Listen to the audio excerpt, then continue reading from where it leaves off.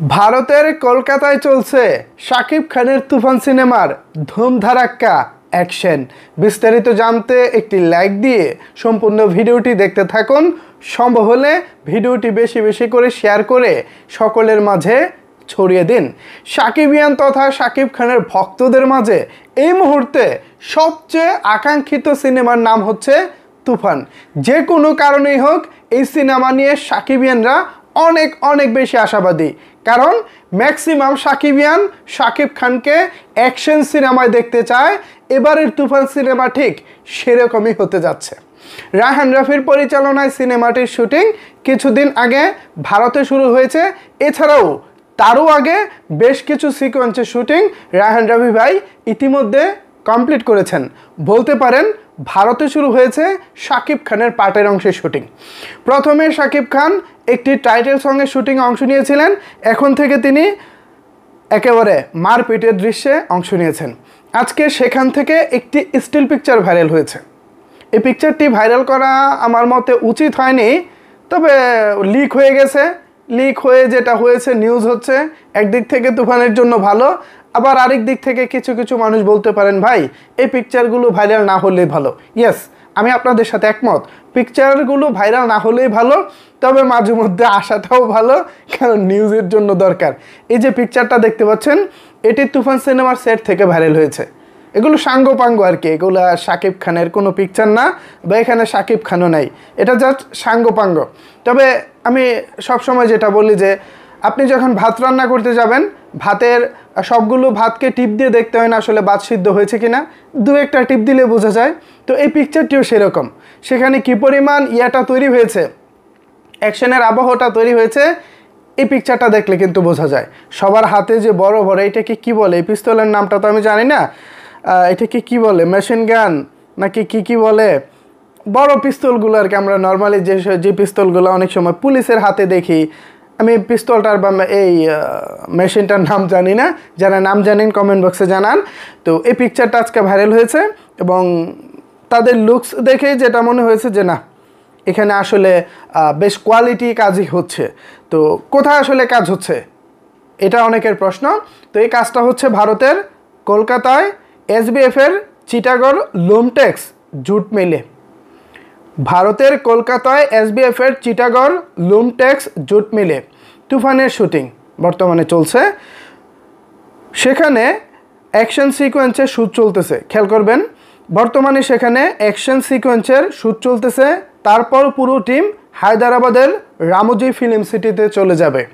যেমনটা আগেই বলা হয়েছিল শাকিব খানের তুফান সিনেমার জন্য ভারতের রামোজি ফিল্ম সিটিতে সেট বানানো হচ্ছে।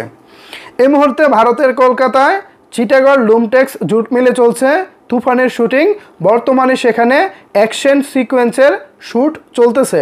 তারপর পুরো টিম যাবে হায়দ্রাবাদের রামোজি ফিল্ম সিটিতে। এটা শাকিবিয়ানদের জন্য এই মুহূর্তে আমি মনে করি অনেক ভালো এবং ভালো লাগার খবর। কারণ তুফান, তারপর হচ্ছে দরদ, এ দুটি সিনেমা নিয়ে শাকিবিয়ানদের মধ্যে অনেক বেশি এক্সাইটমেন্ট।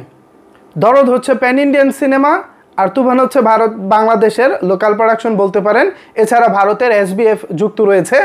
তো এসবিএফ থাকা মানেই হচ্ছে সিনেমাটিক যে পুরো যে ফ্লেভারটা এটা পাওয়া। আমরা ভারতের যে কলকাতার যে কমার্শিয়াল সিনেমাগুলো দেখি, সেখানে তিনটে বিষয় আমাদের অনেক বেশি ভালো লাগে। প্রথমত হচ্ছে নির্মাণ, দ্বিতীয়ত হচ্ছে সিনেমার গান, তৃতীয়ত হচ্ছে সিনেমার ফাইট। এই তিনটে বিষয় ভারতের কলকাতার কমার্শিয়াল সিনেমাগুলোতে ভালো পাওয়া যায় এসবিএফ এবং এসকে মুভিজের কল্যাণে। গল্প সাউথ থেকে রিমেক হতে পারে, গল্প অন্যান্য ইন্ডাস্ট্রি থেকে ধারকর্য কপি করা হতে পারে, সেটা ডিফারেন্ট থিং, আমি গল্প নিয়ে কিছু বলতেছি না। বাট গান, লোকেশন, কোরিওগ্রাফি অ্যান্ড হচ্ছে আপনার এই অ্যাকশন, এই সব কিছু মিলিয়ে কিন্তু কলকাতার বাণিজ্যিক সিনেমাগুলো জমজমাট হয়ে থাকে। যদিও যেটা বলতেছি রিমেকের একটা তাদের অপবাদ আছে, সেটা অন্য হিসাব, কিন্তু তুফানে এরকম রিমেকের কোনো বালাই নাই। তুফান একেবারে অথেন্টিক মৌলিক গল্পের সিনেমা। রায়হান রাফি ভাইয়ের নিজস্ব গল্প।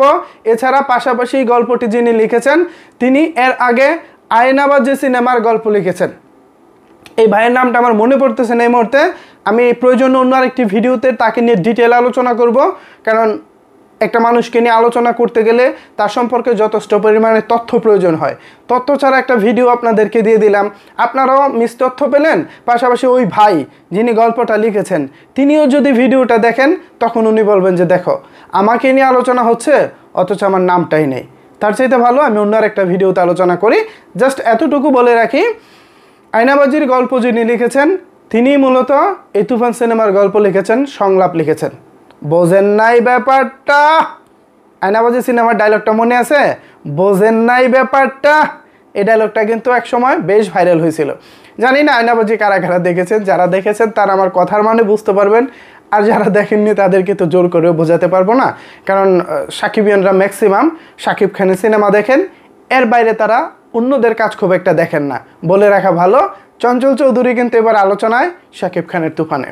আয়নাবাজির সিনেমার নায়ক চঞ্চল চৌধুরী এবার শাকিব খানের তুফানে ভিলেন চরিত্রে থাকতে পারেন, এই ধরনের আলোচনা মার্কেটে ছড়িয়ে পড়েছে। আমি খুব চাই এই যে আলোচনা বা এই যে রিউমার এটা যেন সত্যি হয়। এটা সত্যি হলে যেটা হবে, একটা নতুন কেমিস্ট্রি পাবো, নায়ক ভিলেনের একটা নতুন কেমিস্ট্রি পাবো। শাকিব মিশা বা শাকিব খান আদার যারা আছে, অমিত হাসান থেকে শুরু করে অন্যান্য যারা আছে সবার সাথেই তো আমরা শাকিব খানের ভিলেন নায়ক চরিত্র দেখেছি।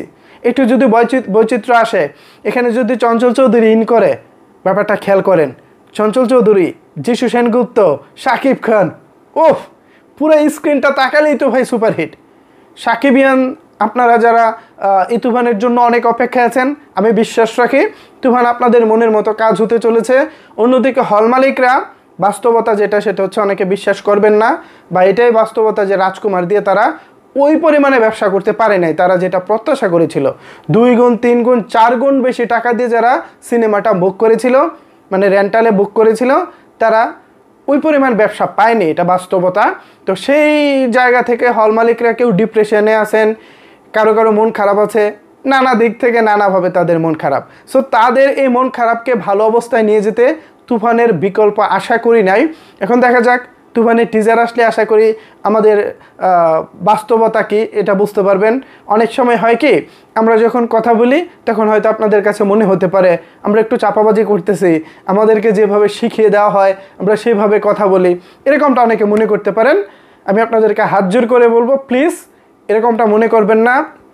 আমরা নিজের চোখে যেমনটা দেখেছি তেমনটাই বলতেছি। আমরা রাহেন রাফি ভাইয়ের অফিসে গিয়েছিলাম, অনেকেই জানেন, আমি এবং শিমুল ভাই। আমরা সেখানে বাস্তবে ভাই তারা কীভাবে কাজ করতেছে, শাকিব ভাই এই সিনেমায় কি ব্যবহার করবেন, তাকে নিয়ে চরিত্র নিয়ে কী ধরনের প্ল্যানিং হচ্ছে, এই সব কিছু দেখার পর আমি পার্সোনালি আধা ঘন্টা হ্যাং হয়েছিলাম যে এইটা যদি পর্দায় আসে তাহলে সাকিবিয়ানরা নিঃসন্দেহে এমন একটা কাজ পেতে যাচ্ছেন যা কিনা তারা কল্পনাও করতে পারবেন না। বিশ্বাস রাখেন, ভালো কিছু হচ্ছে। সো ভিউয়ার্স, এই ছিল আপাতত আমার কাছে তুফান সিনেমা সম্পর্কিত সর্বশেষ আপডেট। ভরপুর অ্যাকশন চলছে। খুব শীঘ্রই তুফান টিম ভারতের রামোজি ফিল্ম সিটিতে যাবে, হায়দ্রাবাদে। সেখানেও আশা করি বেশ ভালোভাবেই কাজটা খুব সুন্দরভাবেই সম্পন্ন হবে, আমরা আশা রাখতেই পারি। সো সাকিবিয়ানরা, এ বিষয়ে যদি আপনাদের কোনো কিছু বলার থাকে তাহলে অবশ্যই সেটি নিচের কমেন্ট বক্সে জানাতে পারেন। ধন্যবাদ সবাইকে সম্পূর্ণ ভিডিওটি দেখার জন্য।